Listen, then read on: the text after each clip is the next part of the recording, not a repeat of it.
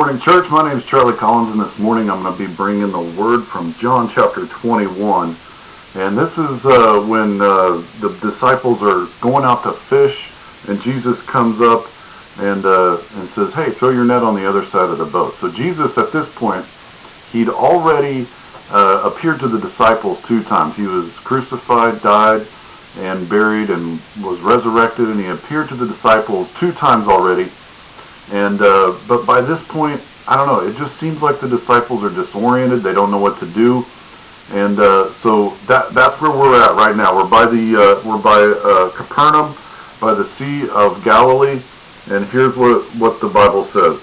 Afterward, Jesus appeared again to his disciples by the Sea of Tiberias. It happened this way. Simon Peter, Thomas, called Didymus, Nathanael from Cana in Galilee, the sons of Zebedee, and 2 other disciples were together. "I'm going out to fish," Simon Peter told them, and they said, "We'll go with you." So they went out and got in a boat, but that night they caught nothing. All right, so here they are. They're sitting around, and they're like, "Man, what do we do? I don't know." And Peter's like, "Hey, I'm going to go fishing." And the rest of them are like, "Okay, let's go." So the Sea of Tiberias is also the Sea of Galilee. That's not a very big sea. So in that area, it's all real small. So Capernaum, just above Capernaum is where Jesus did the Sermon on the Mount. My wife and I went there, and you could be on the mount where Jesus did the sermon, and you look out over the Sea of Galilee. On the right-hand side, you can see Tiberias. It's a decent-sized city. And then on the left-hand side, just all the way across the sea, you see these cliffs over there, and that's actually where Jesus was up on the cliffs and drove the demons into the pigs, and they fell off the cliffs into the sea. And so it's not really that big. If you take Lake Hefner and multiply it by 4, you've got the Sea of Galilee. So Lake Hefner, that's a good-sized lake, and if you had 4 of them, that would be a really big lake. But for a sea, it's not really that big, and you can see all the way across. And so that I'm just trying to set the stage for you. What they're about to go out into a boat into the Sea of Galilee, and so the other disciples were like, "Hey, we'll go with you. Let's just go out there. Let's see what we can do." That's kind of what we're comfortable with. So in a lot of ways, that's kind of us. Sometimes we don't know what to do. God, what's your will? What's your will for my life? What's your will for our church? So we don't hear right away from God, so we just kind of go right back into the same rut that we're used to going in. But let's see what happens as we go on. Early in the morning, so they had caught nothing, but early in the morning, Jesus stood on the shore, but the disciples did not realize that it was Jesus. He called out to them, "Friends, haven't you any fish?" "No," they answered. He said, "Throw your net on the right side of the boat, and you will find some." And when they did, they were unable to haul the net in because of the large number of fish. Then the disciple whom Jesus loved said to Peter, "It is the Lord." As soon as Simon Peter heard him say, "It is the Lord," he wrapped his outer garment around him, for he had taken it off, and he jumped into the water. The other disciples followed in the boat, towing the net full of fish, for they were not far from shore, about 100 yards. When they landed, they saw a fire of burning coals there with fish on it and some bread.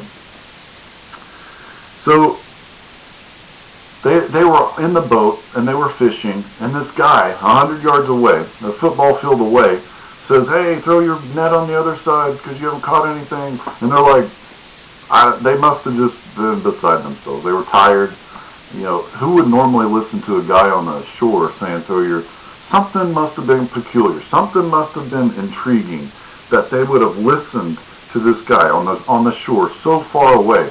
And they must have been really frustrated, maybe with their life, maybe with how things were going in their life. They were desperate. They just threw the net on the other side of the boat.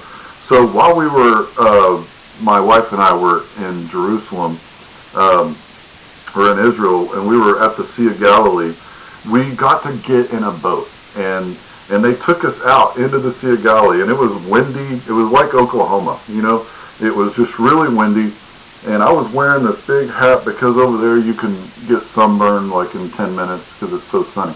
And so I was wearing this big hat, And all of a sudden, the wind just took my hat off and went into the Sea of Galilee. And we were on a pretty good-sized boat. And they turned the boat around, and they had this, must happen all the time. I think they do it for tips and stuff like that. But they dipped down in the water. We're probably up 10, 15 feet out of the water, and they have this hook, and they grabbed my hat. And I mean, it was hot and everything. I put it on, and I was with some Methodists, and so, I was baptized by sprinkling that day. But anyway, I had my hat on, and it was so much fun. But on that boat, they wanted to show us, give us a demonstration on how to catch fish, how they would have caught fish in the olden days. And they had a net, and on the skirting of the net, it was like a circular net, and on the skirting of the net, they had weights. And so this guy, he slung it up, and he slung it out there, and the net just opened up. I mean, it just looked like a spider web, and it fell like a perfect circle into the water. And I'm supposing that the net would just fall down on top of the fish and kind of catch them up into the net, and then they would pull it back in. And we didn't catch any fish, by the way, or he didn't. But he tried it 2 or 3 times, and it was amusing. Very interesting. So I'm imagining that's maybe how they were doing it back then. They were on this boat, and they've been throwing this thing over the boat, and they were pulling it back in, and they couldn't catch any fish. And they're doing it over and over, and then, somebody else, is like, hey, well, it's my turn, I'll do it, and they try it, and it's not working. Then you got this guy over here on the side of the shore, and he's saying, well, throw your net on the other side. And they're like, the other side, I mean, that's the wind's coming that way, maybe the net will get tangled up, this guy, I don't know, but they do it anyway. And they caught so many fish, and it was something that they didn't expect to happen, that John, the disciple whom Jesus loved, instantly recognized him from 100 yards away. Instantly. And that's all it took for Peter. Once he heard that, it is the Lord. He took off his outer garment. I mean, he was gone. He was in the water, 100 yards out, and he was swimming to shore. Nothing going to stop him. Nothing going to stop him. So, and then it goes on. Jesus said to them, bring some of the fish you have just caught. Simon Peter climbed aboard and dragged the net ashore. It was full of large fish, 153. But even with so many, the net was not torn. Jesus said to them, come and have breakfast. None of the disciples dared ask him, who are you? They knew it was the Lord. Jesus came, took the bread and gave it to them, and did the same with the fish. This was now the 3rd time Jesus appeared to his disciples after he was raised from the dead.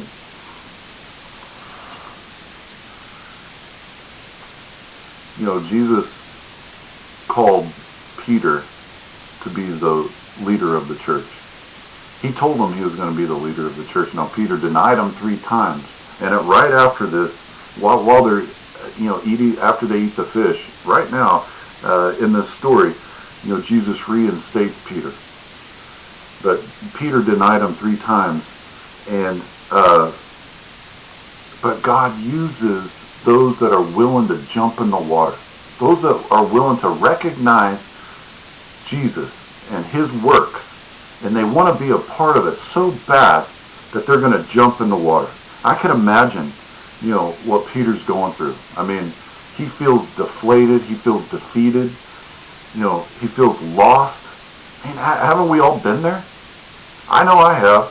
And he feels like, man, I wish, what are we going to do? Let's just go fish. That's all I know to do. Let's just go fish. I'm going crazy here in the house. And so he jumps in, he gets in the boat. They can't even do that right. They can't even fish. They fish their whole life, and they can't even do that. I mean, at the end of in the morning, they've got to be so frustrated. They're like, God, this is what we know, and we can't even do this. And once he finally sees who Jesus is on the shore, he's like, what am I doing out here? What am I doing out here? Who cares about a net full of fish? And he jumps in the water and he swims to shore. And I mean, that's where we got to be in our life. That's where we got to be. Sometimes God brings us to that point. What are we doing? You look around and you think nothing's working. This is what I'm designed to do and it's not even working. Sometimes we just got to hear, that is the Lord right there. I see him working, and it motivates us and it gets us back to where we need to be. And we do everything. We fight, we swim, we run, we jump, and we get back to Jesus because that's the only place to be. And that's where we got to be. Listen to this. Jesus has a plan and a purpose for us. In Jeremiah 29:11, it says, "For I know the plans I have for you, declares the Lord. Plans to prosper you and not to harm you. Plans to give you a hope and a future." And sometimes, that was in Jeremiah. That was the Old Testament. These disciples knew this verse. They knew it. They had already seen Jesus 2 times, yet they were lost. They forgot about this verse. Jesus has a purpose for us. He has a plan. Evidently, they thought the plan was, let's go out tonight and fish, and they were just lost. Let me tell you something. Sometimes it's hard to wait around. And we think we're forgot about. We think we're lost. And where's God? Where's God in this coronavirus pandemic? Where's God when our church is dying? Where's God when we do everything we can and we don't see the fruits of our labor? Where's God when I can't make a living for my family? It's hard to wait on God sometimes. Let me tell you something. The reward is awesome. We're patient and we finally see. We may hear somebody say, "It is the Lord," and our heart jumps. Oh, that's where I want to be. That's where I want to be. That's what I've been waiting on. We're so excited. And you know what it took for them? It took for them doing what he's told them to do. It took them throwing that net on the other side. It doesn't just take faith. It doesn't just take belief.